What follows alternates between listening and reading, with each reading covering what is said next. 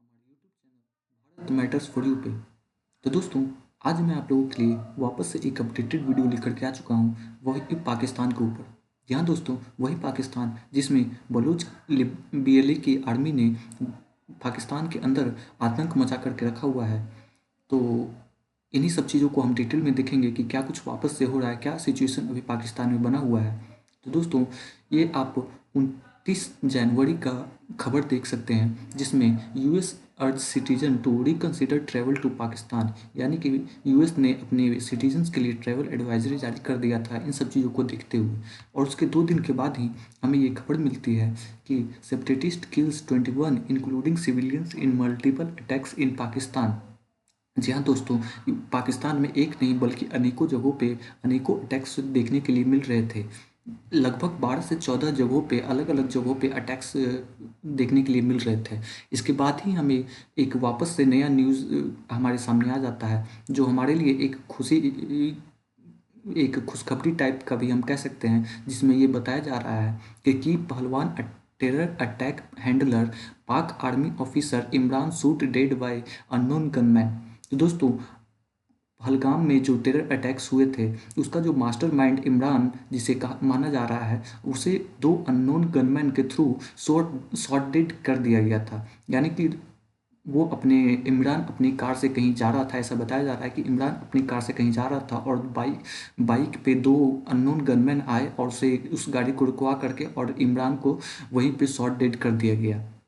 यही सब हो रहा था। इसके बाद ही आगे एक वापस से न्यूज़ सामने आ जाता है, जो बहुत ही शॉकिंग न्यूज़ है, जिसे आज मैं आप लोगों के बताने वाला हूँ, जो जिसके बारे में डिटेल में आज बातें होगी।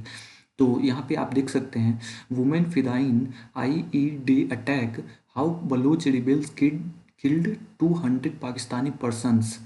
यहाँ वापस से आप एक दूसरा न्यूज़ देख सकते हैं, rise of women suicide bomber in Baloch militancy in Pakistan. यानी कि 2 महिलाएं सुसाइड बॉम्बर बन करके और पाकिस्तान में हमला करके आ गई हैं, मतलब कि हमला कर दी थी।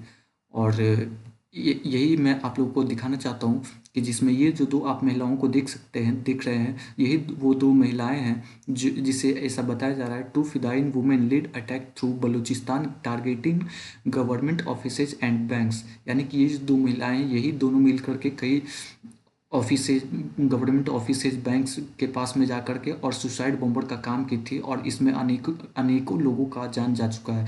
टोटल अब तक के पाकिस्तान में 200 से 300 लोगों की जानें जा चुकी है। इसके बाद यही कारण है कि इसके बाद China suspended all ground operations in Gwadar after attacks across Balochistan. यानी कि बलूचिस्तान में इतने सारे अटैक्स होने के बाद चाइना अपने सारे ऑपरेशंस को, ग्वादर पोर्ट में जो भी उसके ऑपरेशंस हो रहे थे, उसे करेंटली इस समय के लिए सस्पेंड कर दिया गया है।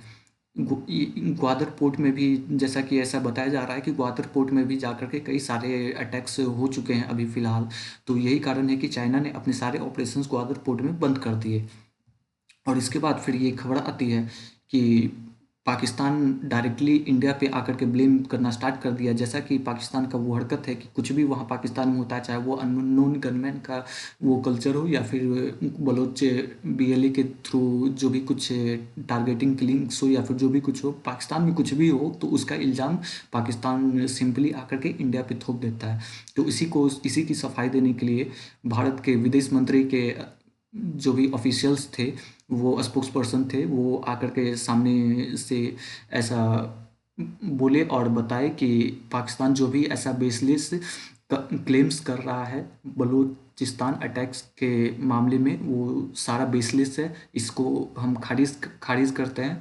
और इसके बाद ही एक वापस से ये आर्टिकल्स आते हैं, जिसमें लिखा है, why the biggest Baloch attack in decade is a wake up call for US and China. यानी कि ये जो भी कुछ हो रहा है वो US एंड चाइना के लिए एक वेकअप कॉल है।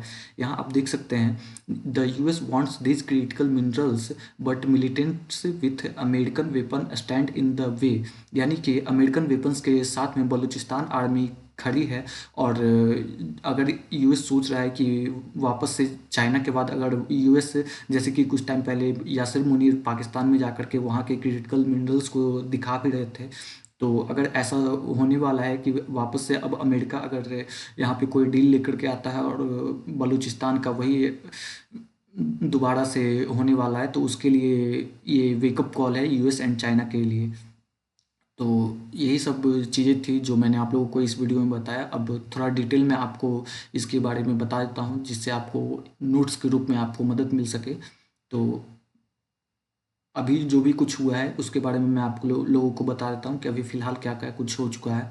तो इसमें 200 से ज़्यादा लोग मारे जा चुके हैं पाकिस्तान के अंदर में, और पाकिस्तान सिक्योरिटी फोर्सेज पर डेडली अटैक्स हो रहे हैं। और सबसे शॉकिंग एंगल ये है कि 2 बलूच वुमेन मिलिटेंट का डायरेक्ट इन्वॉल्वमेंट है। यानी कि 2 बलूच वुमेन मिलकर के, जैसे मैंने आपको बताया कि वो एज अ सुसाइड बॉम्बर का काम की थी। तो अब ये और भी ज़्यादा प्रॉब्लमैटिक हो गया पाकिस्तान के लिए कि वहाँ के बच्चे, वहाँ के मेंस तो इन चीज़ों में आ ही रहे थे, और इसके बाद अब वहाँ की वुमेन्स भी चुप नहीं बैठ रही है, और वो एज अ सुसाइड बॉम्बर बन करके। और इनफैक्ट आप लोगों को मैं ये बता दूं कि ये जो महिलाएं थी वो वेल एजुकेटेड और वेल प्लान्ड महिलाएं थी जिन्होंने ये काम को अंजाम दिया है। तो सवाल ये है दोस्तों कि ये बलूच वुमेन है कौन? क्या ये सिर्फ टेररिज्म है या एक पॉलिटिकल मूवमेंट? तो जहाँ तक मुझे लगता है ये अब एक पॉलिटिकल मूवमेंट बन चुका है, और बन करके ही आगे अपना बात मनवा करके ही मानेगा बलूचिस्तान के जो भी बीएलए के मेंबर्स हो, या फिर बलूचिस्तान के जो भी आवाम हो, जनता हो, वो इसे अब अपनी बात मनवा करके ही मानेंगे, वरना वो चुप बैठने वाले में से नहीं है। तो इन सब के बीच में अब इसका जो भी बैकग्राउंड है बलूचिस्तान का, वो थोड़ा मैं आप लोगों को बैकग्राउंड्स बता दूं। तो बलूचिस्तान पाकिस्तान का सबसे बड़ा प्रोविंस है एरिया वाइज, लेकिन पॉपुलेशन सबसे कम है यहाँ की।